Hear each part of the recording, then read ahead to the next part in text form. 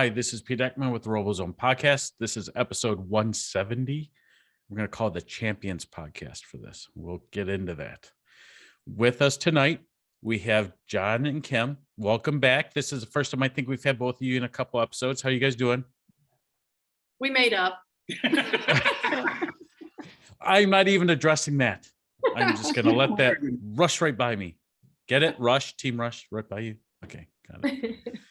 The FRC humor. I'm practicing because guess what? I'm the MC for Lakeview here, 8 miles from my house this weekend. So I'm hoping to channel my inner Jim Zondag.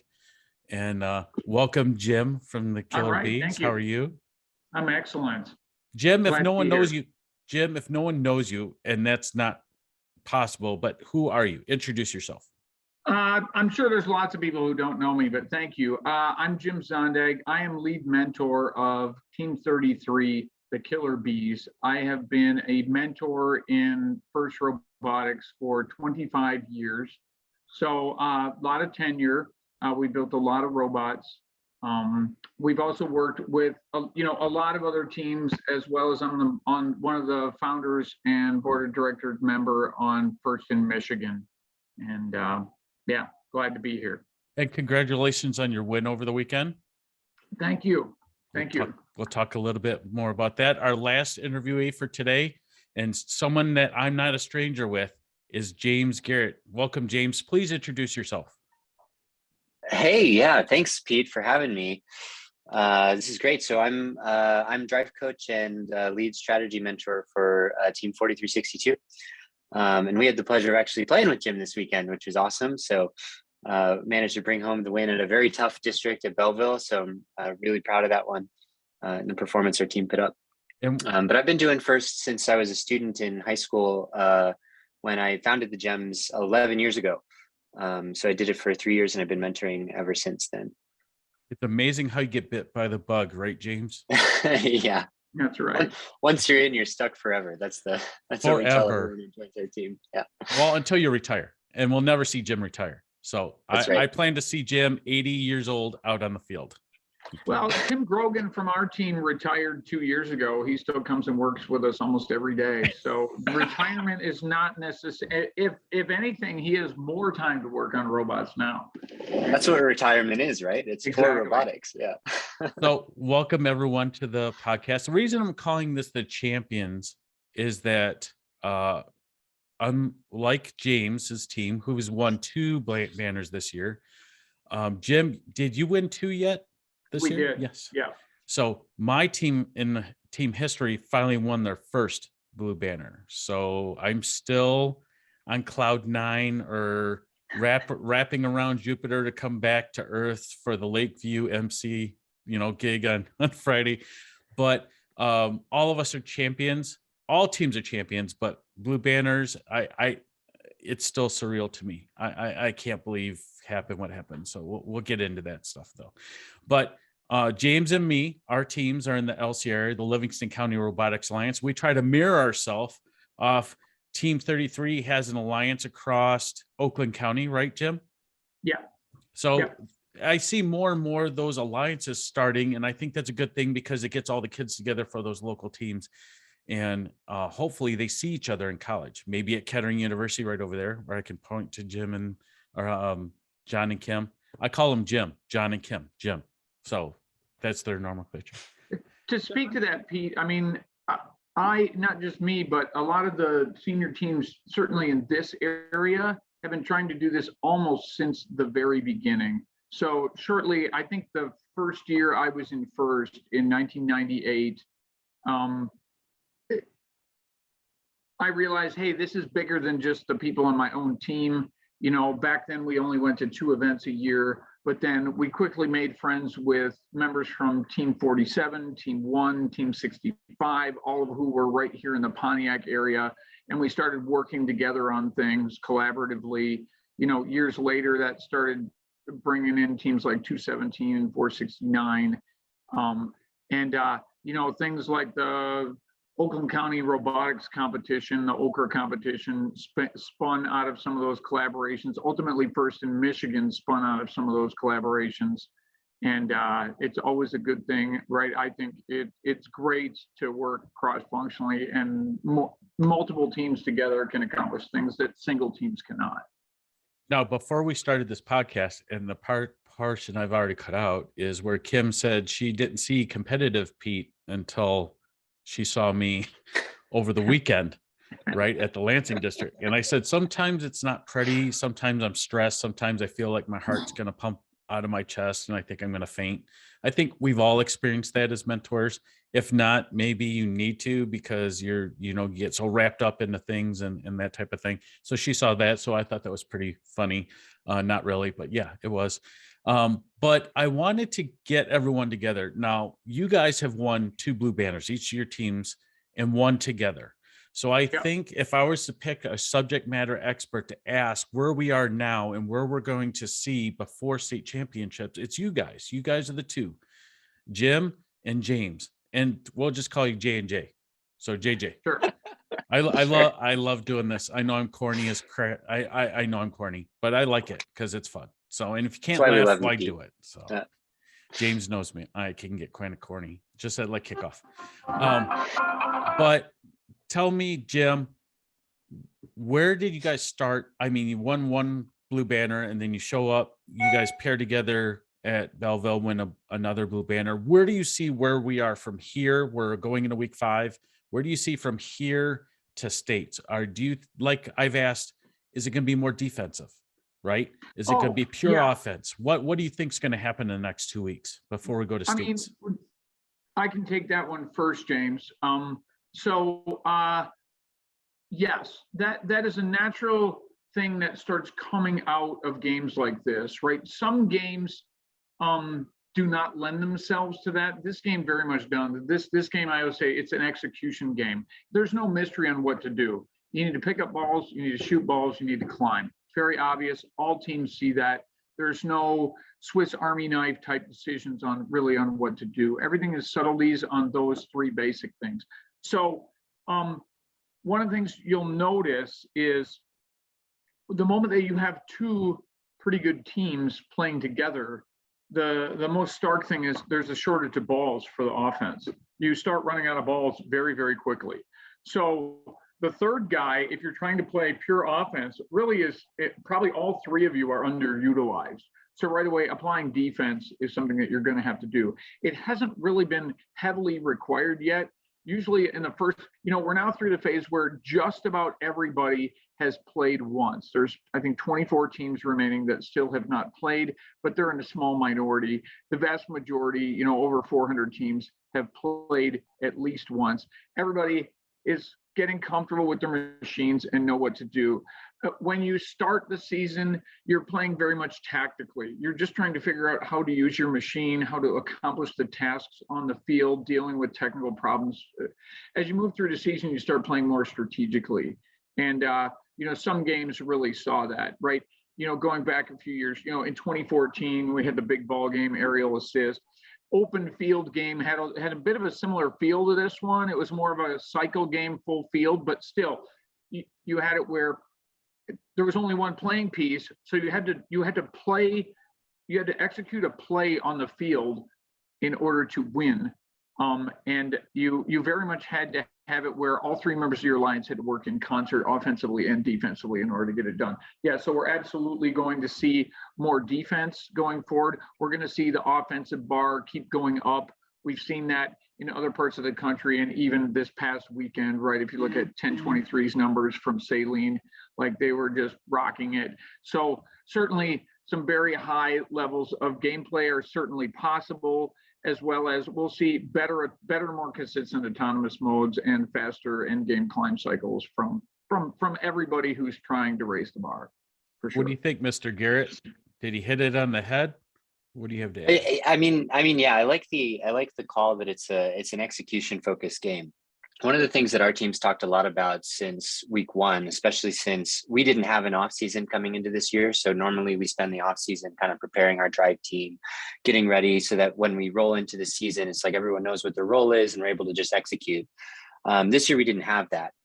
And so we spent a lot of time talking about how this game really is a very, I'll say, human intensive game on the field. You know, it's to do all three teams make the right decision in the right moment and execute as well as they can, and that's going to be the difference maker. As we see the offensive power go up, this game feels like there's a little bit of a soft limit that we're already starting to see out on the West Coast in terms of scoring capability. And I think at States we're gonna hit that a lot. In Michigan as well. It's not going to be rare. And so the difference is going to be, well, how consistently can you execute on that game plan? How well can teams play around defense? And I think as these teams get even better at driving around and scoring points around defensive robots, what we're going to see is the type of defense is probably going to shift a little bit more from just running at people and hitting them to playing a little bit more strategic cargo scarcity. And we might see offensive teams have to also play a role in that defensive strategy from time to time throughout a match, instead of just grabbing the closest ball and shooting it, since the closest cycle might not always be worth going for at States. So if I could channel my Clinton Bollinger, which he's a good strategist. I know he's screaming at the TV or however he's watching this, his computer screen, ball starvation. And he's kind of let us in a little bit of his, tactics when we interviewed him earlier this season. But, I've learned from him. So, keeping the balls away, you can't score. So if facto, you are scoring because they're not scoring. So, That's true. But your scarce resource is time, right? So every second you spend denying the other team points is a second that you're not acquiring points for yourself if those activities are exclusive, right? So you really have to watch, like, the best teams will be interlacing those activities in real time as the balls roll, right? That's what's going to really happen. So go ahead, James. Sorry. Oh, no, I completely agree. I mean, it's going to be the ability to intake a cargo and have your robot automatically say, oh, it's the wrong color. I'm just going to shoot it to an inconvenient spot on the field and not lose time in your cycle is going to be valuable. We already saw Rush at Pittsburgh when they were playing. It's like, oh, there's no cargo near me. And they accidentally intaked the wrong color. They turned around and they shot it into their hangar, and then they kept cycling like normal. I think stuff like that's going to be something that we don't see a lot from defensive robots now, that we're going to start seeing a lot at States. I don't think people that were Kim, go ahead. Yeah, I think one of the things that I noticed, some of the teams can intake that ball, but they have a really hard time getting it back out or being accurate with the shot. So in a situation like that, if you can grab 2 red balls and you're on the Blue Alliance and then you go play defense, you keep 2 balls away from the entire time when you're not going to be an effective scoring person. That's brilliant, because when we, at least at our comp at Lansing, some of the teams didn't realize, one, I don't think they brushed up on the rules as much as they should, as far as that ball containing the balls, because they said you can contain the balls, but you can hold them for 3 seconds. I'm like, no. You can hold 2 balls. You just can't use another ball by like pushing it for more than 3 seconds. And they said, oh, that makes sense now. So those teams that are listening to this, you haven't played, read the rules, know the rules when you come into it, because that can drastically change. You get 2 robots that are playing defense, even if they're every bots. Let's say 2 every bots and a really good scoring robot. The 2 every bots, they have problem scoring, but you can contain 4 of the opponent's balls. There's only 7 other balls the other alliance can start scoring with. So, that's a strategy depending on what your alliance is like. And those people like Jim and James said, you guys got to start thinking like this. I can't wait to see what's going to happen at States, because, the 160 teams that go, it's knockout drag out. Some of these teams and these mentors right here have earned state championships. So they're like I said, the perfect SMEs for this week, going, right into States. So what is it like, Jim? Let's talk about States a little bit, because we've beat every rule. You guys told us kind of like what it's like now in these last 2 weeks. People are refining their processes. They're getting things down. They're getting prepped. Let's say prep work, ready for States. So what is it like at States compared to these district competitions? Well, it's right away, it's just quite a bit more refined in terms of gameplay preparedness and the level of execution of the robots. Because if you think about it, we have about just under 500 competing teams this year, right? You're taking 160 of them off the top. So right away, 2/3 are not there. So from most districts, if you take all of the teams, that didn't make it into playoffs, effectively, those teams and a bit more are not in attendance at states. We wish everybody well, but the whole point of states is to sort of anneal the population to get the better teams who have demonstrated that they can play across 2 events, right? All in the same place at the same time. So it really is, it quite often it's the most competitive event numerically anywhere in the regular season, even more so than even the World Championship, just due to the method that we use in the district system to basically to sort everybody and matriculate everybody up to that event. And then quite often the competition is really good because the method that we created in Michigan for the state championship itself, when we went to divisions, was we came up with a methodology to divide the population into quartiles and then to balance the divisions against one another numerically to say they're all of about equal strength, with teams from the all 4 quartiles. We've got 10 teams from each of the sorted quartiles in each of the divisions. And then we compare those against each other and just keep, randomly assembling those until we have what we feel is a balanced population. So a lot of times you look at them and you say, I really don't know who's going to win. I really can't say which division is stronger. That's really what we want. You look at the World Championship sometimes and there's a Galileo division or something that's just way better than everybody else, and some things look almost preordained. We really don't have that with states. And that's really what we wanted from the get-go, and that's what makes it exciting. It builds a lot of tension into the competition because you really can't say what's going to happen, because there's going to be a lot of really, really close matches and a lot of really, really high scores.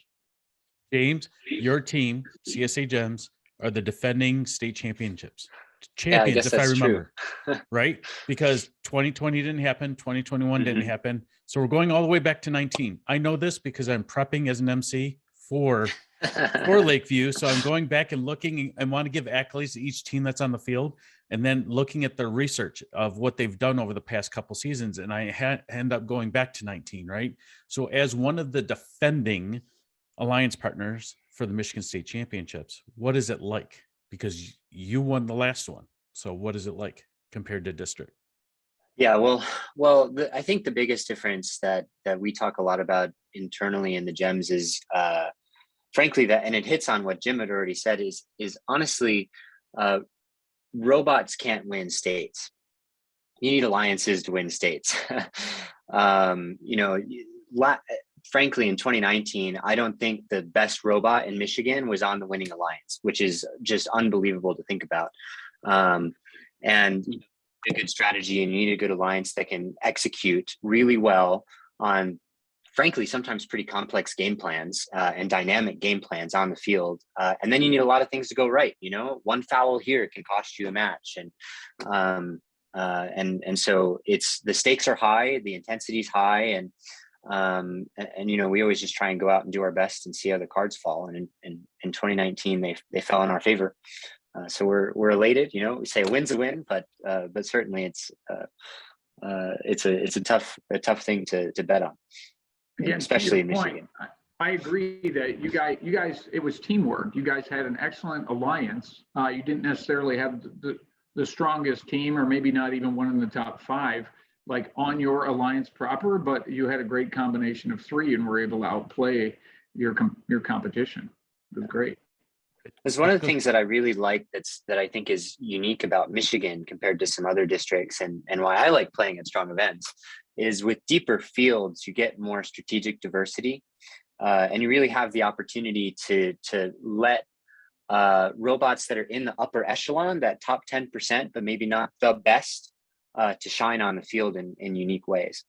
So that's something that's really cool about states, I think, that makes it such a fun event. Well, I like underdogs, right? I think everyone likes an underdog, Right. So I like those teams that are maybe younger in their history too.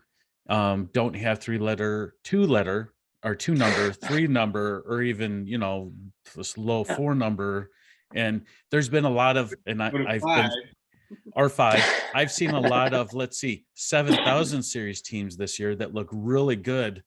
And they put a lot of work. I've seen some 8,000 series teams going, holy cow, they put that together this year. And that just means the sport is flourishing. And I can't wait to see, not only this year, I can't wait to see next year, because we've had time off with COVID, and now we're getting back to things. And hopefully next year is more of a normal year. One thing I learned this weekend, and I didn't know this in my history of first, is that I asked the question, and we are already in playoffs. I asked the head referee, his name's Greg. He was a great guy, right? Great. I love Greg. I asked him, I said, hey, Greg, has anyone ever protested or wanted to challenge the match list? And how is that process? Is it possible to do that? And he said, you know what? I don't know. No one's ever asked me that question. I like asking hard questions. So we brought over the CSA. I'm not mentioning his name. 2 CSAs were there. And I asked, what is the process? I always heard there was a random number generator, and they just throw all of our numbers in there. It's like a jackpot. And then, here comes the match list. So no, actually, after that list is created, we go and make sure it's balanced. We make sure, and they don't do it for every team. They kind of just look it over and they say, whoa, that's a little weighted. So kind of like Jim was saying, for states, there is someone that's looking at it, and it's just not out there.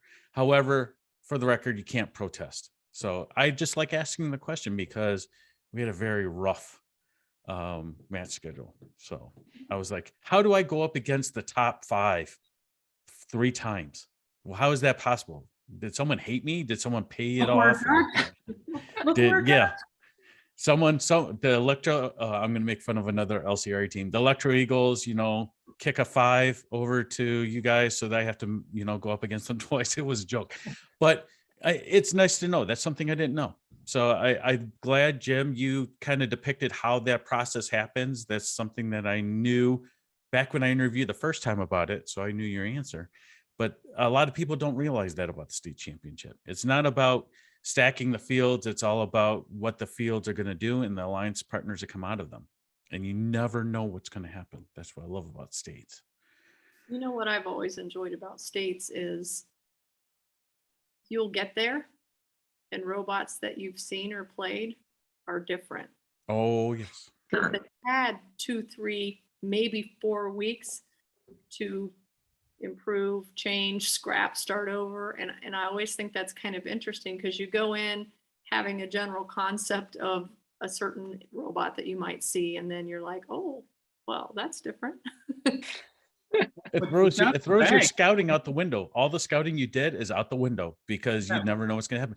But it's these upper echelon teams that we talked about. I'm not going to name names, but I know that there's teams. I know there's teams right now that are making edits. Maybe they're here. I'm just saying, maybe they have representation here.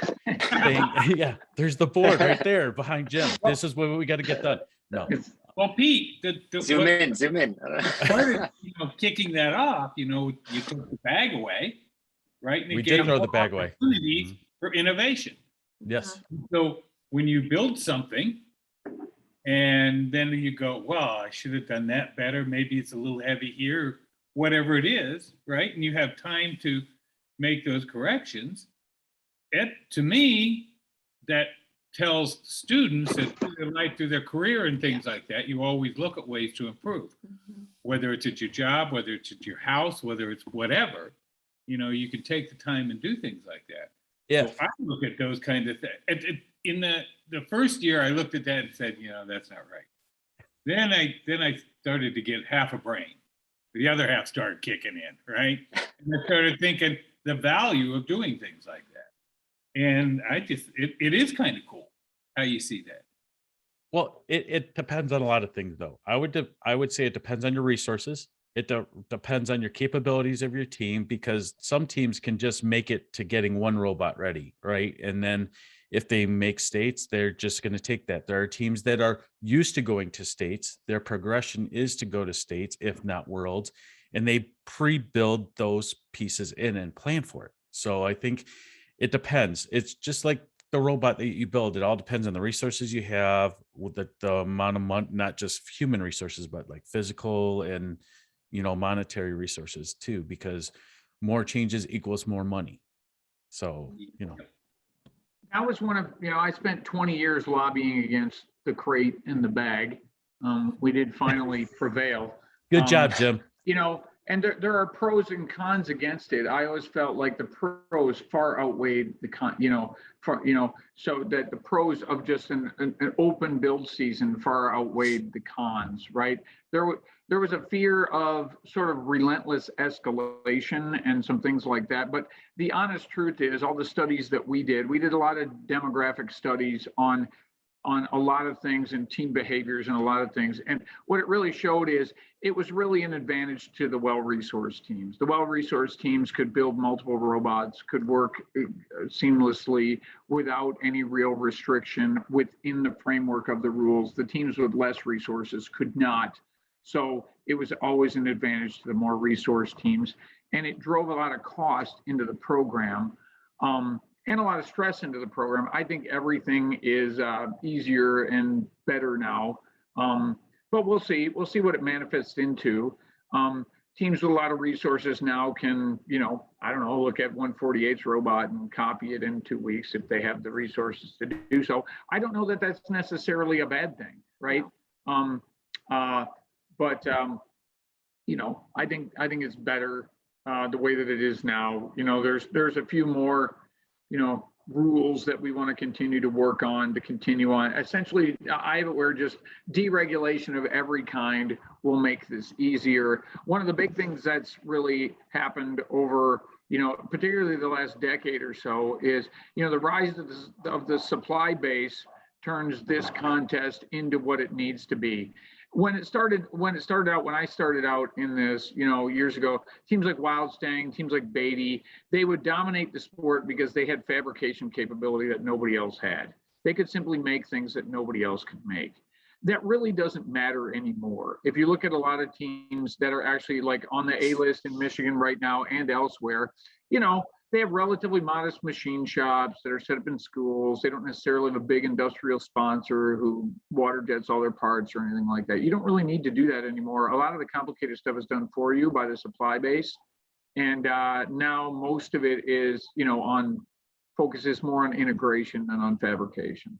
Right. You're talking about COTS devices, right, Jim? Yeah, for sure. Yeah. Like when I joined first, you had to make your own wheels. Like if you wanted a caster, you had to make it. Like, have you ever made a caster? They cost $3. It takes you a whole day to make a caster. It's ridiculous, right? So you made your own wheels, you made all your own gears, you had to make your own gearboxes. There was nothing like what we have now with, with Vexpro and Andy Mark and Rev and all the stuff that we have now. It's fantastic. Right? Yep. West Coast products too. Yep. I'm going to mention them. Yeah. Our team's an example of that. I mean, most things on our robot, not everything, but a lot of the complex things, like we bought our turret, there's all kinds of things that are possible for us because we don't have to worry about the technicalities of figuring out how to have access to a machine shop and learn the manufacturing capabilities to build these things. Exactly. So we can do integration and software and all the fun stuff that the students really want to do. I mean, the really hard stuff. Yeah, sure. It's all hard is what I've learned. It is. It's really hard, right? But now you have the bandwidth. Instead of worrying about how to make a gear, you can figure out how to, shoot while moving, right? That's right. a completely different problem set. Limelight. Well, and Yeah, you can buy integration pretty much for $300 or whatever it costs. Yep. Yeah, that goes a long way too. What were you gonna say, Kip? Well, Jim mentioned, if 148 wants to copy another bot, right? You're talking about how hard it is. And for some of those teams, that time being out of the bag, first is all about inspiring, right? So who cares if 33 inspires 148 to copy their mechanism? You've inspired them to improve their robot and do something they didn't know how to do, but they're going to give it a shot. So I love it for that reason. And just learning from those COTS devices too. some people don't even buy the COTS device. They just look at the CAD and then they Yeah. make it out of wood or something like that. I mean, Yeah. that's learning CAD is an entirely different skill set to learn and how to manipulate and how to iterate. Iterate's the best thing possible, because what is, I can't remember the saying. Jim's going to correct me, so I'm good with it. It's the best form of respect Best is form of flattery Flattery is imitation. is imitation. correct. Yeah. I couldn't remember it, but I knew one of the J's would know it, so we got it covered. So Well, I again, want we like that. And a lot of robots, are really a lot of there's so many design cues in the FRC design language. And if you look at it, this dates back 20 years, Wildstang once made something like this, 45, or a lot of the legacy, there's only so many ways to throw a ball, right? There's only so many ways to pick up something. And a lot of I actually heard reference to it on Fun last night, where they made a reference to a Team 47 intake harvester that one of the Israeli teams has, right? And that dates 2002. Team 47 had this cross-directional intake harvester. No one had ever built anything like that before, and people still reference that, 20 years later as, oh yeah, that's a Team 47 style intake, right? So, yep, that's cool. the two examples I know of right now that may be duplicated in the future is, and I don't know the team numbers, I'll have to look it up and put it in the show notes. There's two specific traverse climbers that I've seen. One looks like a battleship, and it actually uses two wheels, grabs onto the bar and uses a wheel to help it go up the stanchion. That uses stanchion with a wheel. That was number one. And then the other one that I was watching Fun last night is, the only thing I could think of is a pogo stick. This robot goes right underneath, pogo sticks up and grabs the bar and just done. That was crazy. Yeah. I love that. On day one, we speculated, we said someone will build that, right? Yep. We talked about all of those different architectures because, within the bounds of the rules, if you can make a robot jump 2 feet in the air, you can grab the bar. We decided we weren't going to do that, but they did, and it's cool. It's really cool. What did I miss?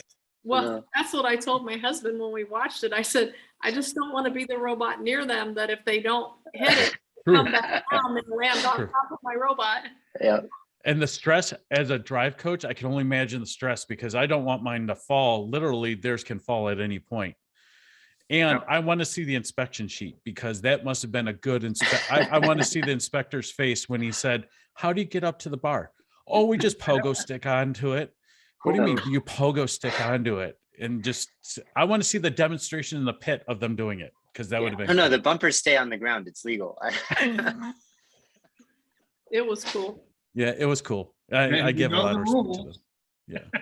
So I want to be very cognizant, because we are still in build season, and these teams might be iterating their designs for state championships. So Jim, first I want to, as you sign out, tell us who you are, and congratulations again on 2 blue banners this year. And hopefully we see you with another one here at state championships. But as you sign out, just tell us who you are, what team you're from, and then how we can follow your team. I'm Jim Zondag. Again, I'm from Team 33, the Killer Bees. I've been a mentor in FIRST for 25 years. Congratulations.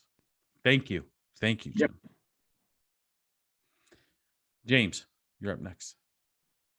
Great. I'm James Garrett. I'm with Team 4362. I've been a mentor for 8 years now, including this year. So not quite as experienced, but getting there.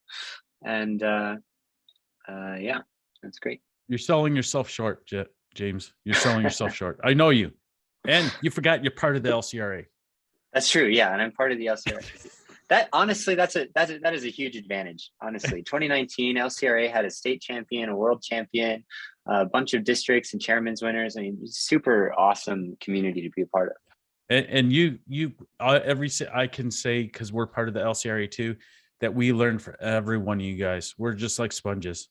We try to soak up all that information and utilize it. So thank you very much for in that alliance. 7.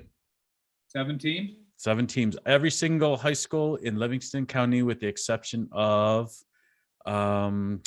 starts with P. I'm not going to remember it, but Pickney does not have a robotics team. So Gail Alpert, if you're listening to this, go bother Pickney for a robotics team. I'm sure she has a dozen times, you know. I'm sure, but I'm going to spare it on On a because I list. just saw her last week for the first time this year. Yeah. So, Kim and John, what are we going to miss? What's coming up with Kettering in the near future?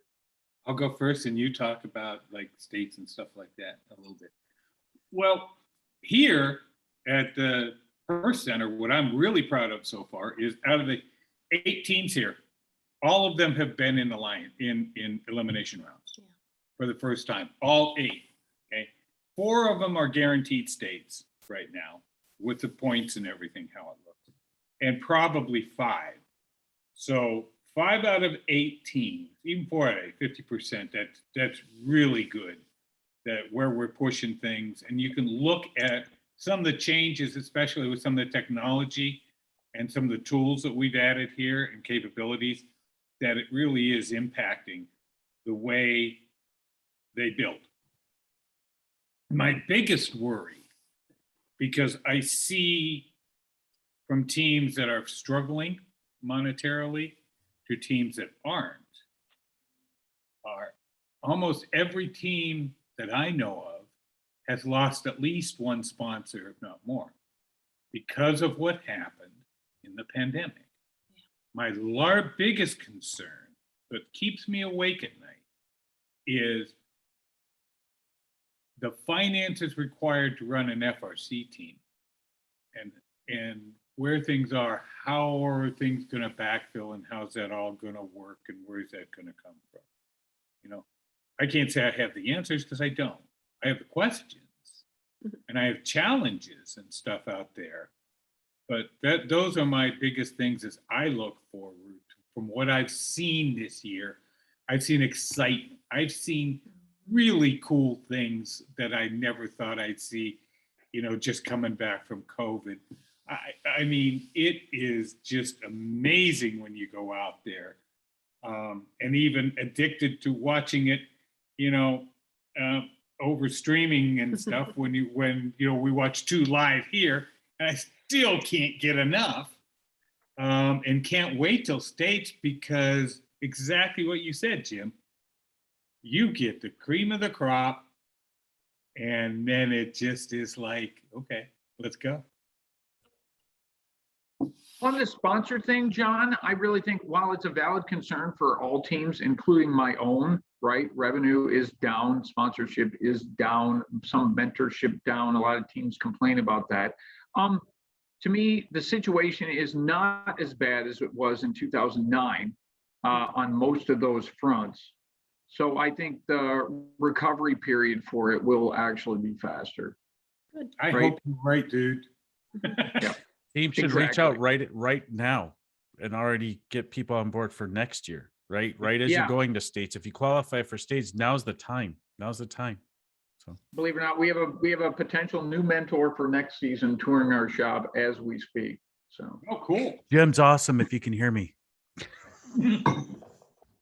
I made John spit his coffee out his nose. So Kim, what's going on with the state championship in Kettering? So before I say that, I have to say, Jim, I always knew you were competitive, and the name is in Killer Bees, right? But when I hear you words like execute and annihilate, like now I really know you guys are out there to win. you know, we believe in a bunch of things, you know. I gotta walk over here, right?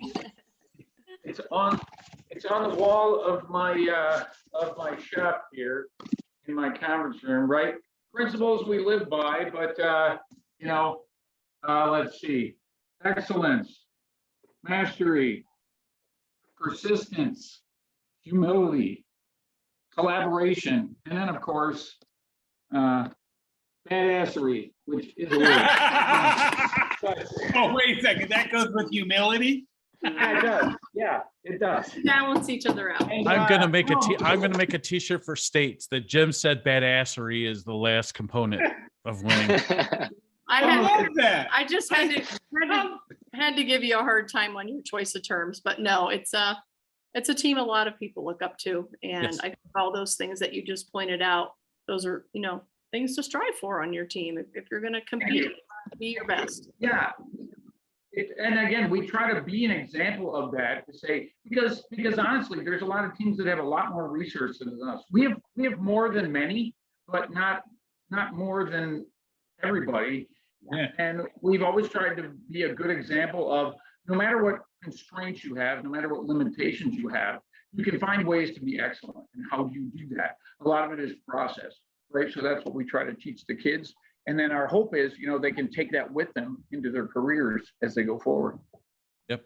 Yeah, it's this difference between resourcefulness and having resources. It's something we try to teach every year, because we're in the same boat. We have more than many, but not more than everyone.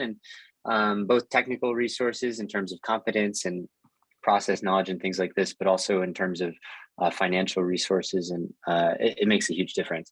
I know that's something that I'm really proud of about our team's wins this year, are that it really stemmed from excellence. It wasn't something that was, we got lucky. It was like, no, we have an awesome team of students that really just bought into the program, gave it 110%, stayed up, many nights past midnight, just getting ready to, do everything they can to be their best on the field. And it worked out.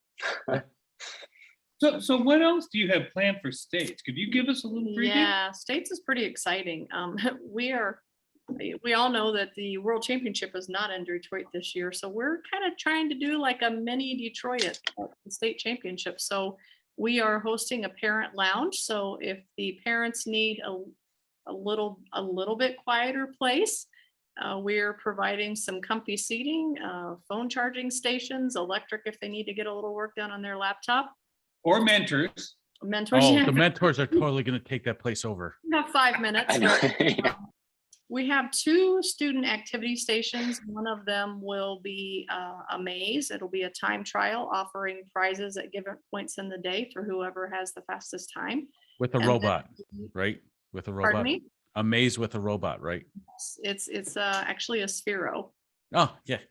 And then we are doing a Romy maze challenge. And thanks to First in Michigan for helping us out with that. So we're pretty excited. But we'll be doing lots of prizes. And then our co-op sneak peek. Our co-op sneak peek is 15 to 20 companies there a day. And they are going to do mock interviews. And if a student chooses, they do not have to, it's completely optional. But if they want to bring a resume, they're going to give some resume feedback. Some of these companies are looking for high school students who might like to do a summer internship. And some of them are actually looking for students for a co-op position if they're attending Kettering. But we're inviting 9th through 12th graders. It doesn't matter if your team went to states or not, please come. These companies are taking time out of spring break to meet you and interview you. And we have at the end of the day, we will have a grant, well, actually twice a day for 2 days, we will have a grand prize of $500. Every student that comes into the fair will get 10 business cards that we will print out for them. Twice a day, we will do a drawing, and whoever's name we pulled out, they will get a $500 Amazon card. And we're going to invite the companies to also have a bowl at their table so if the student interviewed with Jim from Stellantis, when they're done, Jim can take that business card that the student gave him, he can drop it into the bowl, and they can offer a drawing if they would like to as well. Very So cool. we're really trying to draw the kids into the space. We know they might feel maybe a little nervous or intimidated, but we have asked the companies, please just dress casual, maybe a polo shirt with your company logo. It could be a t-shirt, we're fine with that. We are telling the students, just wear your team garb. This is literally an opportunity to connect companies with FIRST Robotics students, and we're hopeful that maybe some sponsorships will actually grow out of that. If Jim interviews little Johnny from team 20,002, he might say, wow, you know what, that kid's getting a lot of amazing experience there. My company needs to take a look at supporting that team. So there's a lot of fingers to it. And obviously we're hoping students will be like, wow, I can do this and go to Kettering, and like, yeah, let's sign you up. That's pretty cool. Yeah, Jim, you so we're brought up something that none of us have brought up before. If your team doesn't qualify for states, you should still go. Yes.